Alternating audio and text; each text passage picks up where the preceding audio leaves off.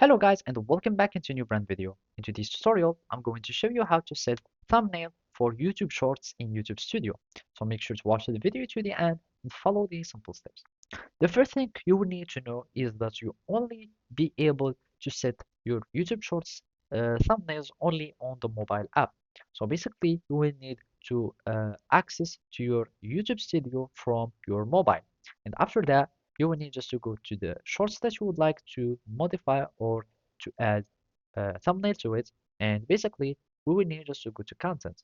After that, I'm just going to filter by shorts so I can only have my own shorts.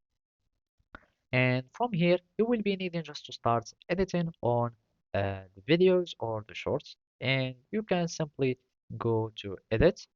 And basically from edit, you will be able to uh, check here. And now you can start adding description, etc. And basically, you will need first to already have a permission to start adding your thumbnails.